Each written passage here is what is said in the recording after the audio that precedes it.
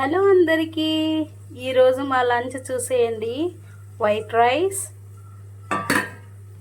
తర్వాత ఇక్కడైతే టొమాటో గుజ్జు ఇంకా ఉడుకుతుంది. మగ్గాలి ఇది ఇంకా టొమాటో అంతా. ఇందులో గుడ్డు కొట్టేస్తాను. మా వారికి ఇలా చేస్తే చాలా ఇష్టం. చూడండి, ఇది బాగా మగ్గుతుంది. టొమాటో అంతా బాగా ఫ్రై అయితేనే అండి, లేదంటే స్వీట్గా టేస్ట్ వస్తుంది.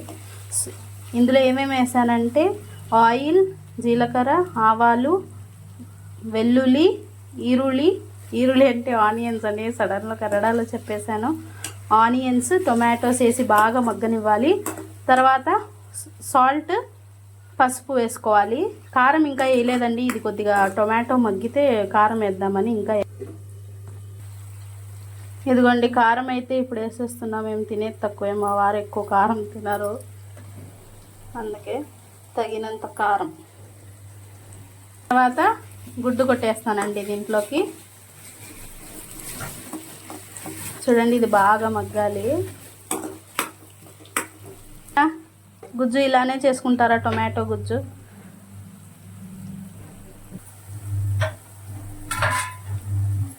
గుడ్డు అయితే కొట్టేస్తున్నానండి.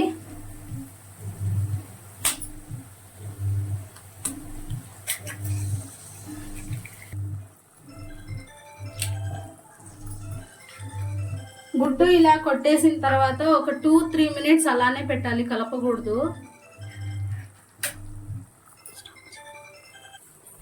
ఇదిగోండి, అది కొట్టేసేస్తాను ఒక 2-3 మినిట్స్ అంతే. ఎక్కువసేపు పెడితే మాడిపోతుందండి. ఒక 2-3 మినిట్స్ పెట్టాలంతే.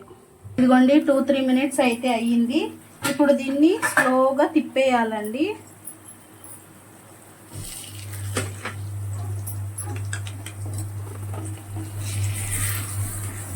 స్లోగా ఇలా తిప్పేసుకోవాలి.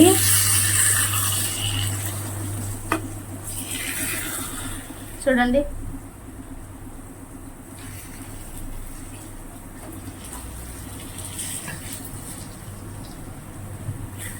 తిప్పేసిన తర్వాత మళ్ళీ కలపకూడదండి. ఒక 2-3 మినిట్స్ మళ్ళీ మూత పెట్టేయాలి. ఈ లోపు మగ్గుతుంది అది.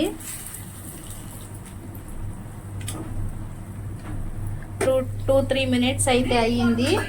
ఇప్పుడు మళ్ళీ ఫైనలీ కొత్తిమీరతో గార్నిష్ చేసుకోవడం అంతే. ఇంకా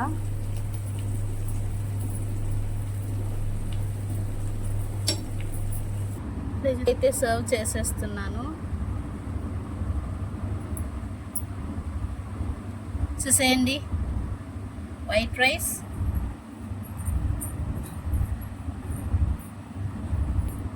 ఇదిగోండి.